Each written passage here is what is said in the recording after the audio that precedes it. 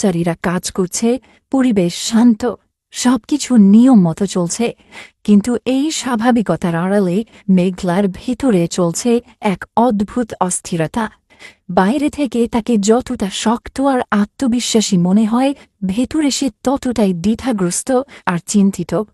তার মাথার ভেতরে বারবার একটা প্রশ্ন ঘুরছে, অনেক কেন এসেছিল? সে কি বলতে চেয়েছিল? এই প্রশ্নটাই যেন তাকে শান্তিতে থাকতে দিচ্ছে না, কারণ সে জানে অনেক কখনোই অকারণে আসবে না। নিশ্চয়ই তার কিছু বলার ছিল, কিছু বোঝানোর ছিল, আর সেই কথাগুলো না শুনেই তাকে ফিরিয়ে দেওয়া হয়েছে। এই বিষয়টা মেঘলার ভেতরে একটা অপরাধ বোধ তৈরি করছে। যখন সে জানতে পারে যে অনেক নিজে অফিসে এসেছিল কিন্তু ম্যানেজার তাকে অপমান করে বের করে দিয়েছে, তখন তার ভেতরের শান্ত মেঘলাটা যেন মুহূর্তেই বদলে যায়। তার চোখে রাগ, কণ্ঠে কষ্ট, সব মিলিয়ে একটা অদ্ভুত প্রতিক্রিয়া তৈরি হয়। সে সরাসরি প্রশ্ন ছুড়ে দেয়, কেন তাকে জানানো হয়নি? কেন এমন একটা গুরুত্বপূর্ণ বিষয় তার কাছ থেকে লুকিয়ে রাখা হলো? এই মুহূর্তটা খুব গুরুত্বপূর্ণ, কারণ এখানেই বোঝা যায় যত দূরত্বই তৈরি হোক না কেন, মেঘলার মনের গভীরে অনেকের জন্য একটা জায়গা এখনও রয়ে গেছে। সে নিজেও বুঝতে পারছে না কেন এত কিছুর পরেও অনেককে নিয়ে তার মনে এত ভাবনা, এত টান। অন্যদিকে গল্পটা ধীরে ধীরে চলে যায় অনেকের জীবনের দিকে। অনেক যখন বাসায় ফিরে পুরো ঘটনা খুলে বলে, তখন বৃষ্টির প্রতিক্রিয়াটা সত্যি আলাদা করে নজর কেড়ে নেয়। বৃষ্টি শুধু একজন স্ত্রী না, সে যেন অনেকের জীবনের সবচেয়ে শক্ত আশ্রয়। এমন একটা মানুষ যে পরিস্থিতি যত কঠিনই হোক না কেন, নিজের মানুষটার পাশে দাঁড়াতে কখনো পিছু পায় না। যখন অনেক নিজের অপমানের কথা বলে, তখন বৃষ্টি একদম দৃঢ় কণ্ঠে তাকে বুঝিয়ে দেয়, টাকা, সম্পত্তি, অবস্থান এগুলোর কোনোটাই তার কাছে গুরুত্বপূর্ণ না। তার কাছে সবচেয়ে বড় বিষয় হল মানুষের সম্মান। সে স্পষ্টভাবে জানিয়ে দেয়, দরকার হলে সব কিছু ছেড়ে দিয়েও সে অনেকের পাশে থাকবে। এই কথাগুলো শুধু ভালোবাসার প্রকাশ না, এটা একটা প্রতিজ্ঞা, একটা দায়িত্ববোধ। এই জায়গাটা এসে বৃষ্টির চরিত্রটা অন্য সবার থেকে আলাদা হয়ে ওঠে, কারণ সে জানে এই লড়াই শুধু টাকার না, এটা সম্পর্ক বাঁচানোর লড়াই। এদিকে মেঘলার জীবনেও শুরু হয় অন্যরকম এক টানাপোড়েন। সে বারবার চেষ্টা করছে অনেকের সাথে যোগাযোগ করার, কিন্তু কোনোভাবেই সেটা সম্ভব হচ্ছে না। অনেক তার থেকে নিজেকে সম্পূর্ণ দূরে সরিয়ে রেখেছে। এই অবস্থায় মেঘলার বাবার কথা তার জীবনে একটা বড় প্রভাব ফেলে। তিনি তাকে বোঝানোর চেষ্টা করেন, এখন শুধু নিজের অনুভূতি না, তার ভেতরে যে নতুন জীবন বেড়ে উঠছে সেই সন্তানের কথাও ভাবতে হবে। এই কথাগুলো মেঘলাকে নতুন করে ভাবতে বাধ্য করে, কারণ এখন সে শুধু একজন নারী না, সে একজন মা হতে যাচ্ছে, আর সেই সন্তানের বাবাকে সে কোনোভাবেই পুরোপুরি হারাতে চায় না। এরপর গল্পে আসে সেই মুহূর্ত যেটা পুরো পরিস্থিতিকে একেবারে উল্টে দেয়। মেঘলা খুঁজে বের করে সেই মানুষগুলোকে যারা তার অপহরণের সাথে জড়িত ছিল। প্রথমে তারা কিছুতেই সত্যি বলতে রাজি হয় না। ভয়ে, চাপের মধ্যে থেকেও তারা সত্য লুকানোর চেষ্টা করে।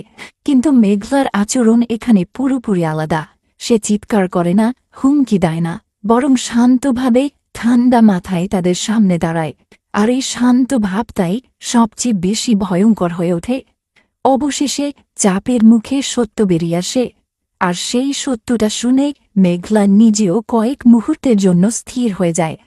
এই পুরো ঘটনার পেছনে ছিল রাতুল।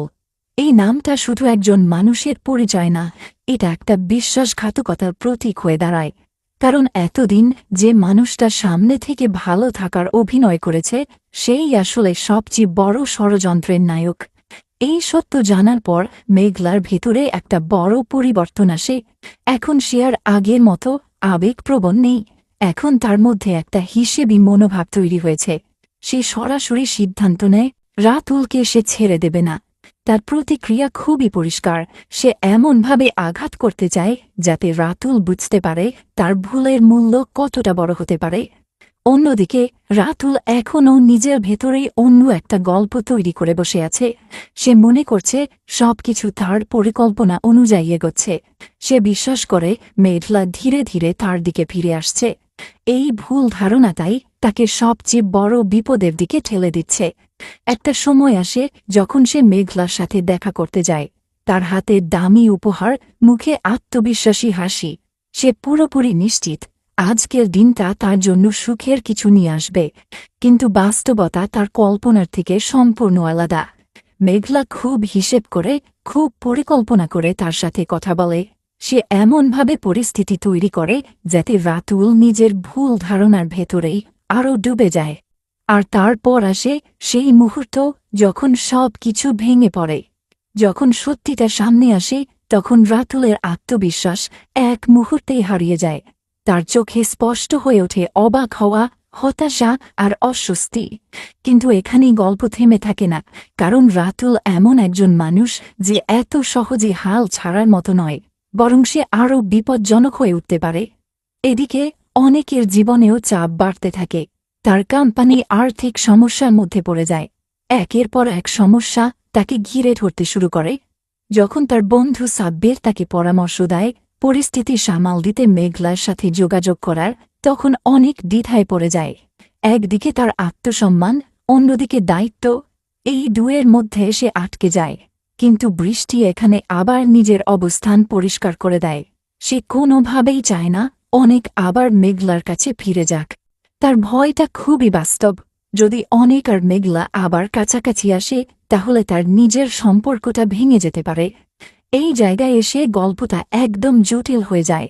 একদিকে একজন স্ত্রী যে নিজের সম্পর্ক বাঁচাতে লড়ছে, অন্যদিকে একজন নারী যে তার ভালোবাসা আর সন্তানের ভবিষ্যৎ রক্ষা করতে চায়, আর মাঝখানে একজন মানুষ যে ঠিক করতে পারছে না তার জীবনের সঠিক পথ কোনটা।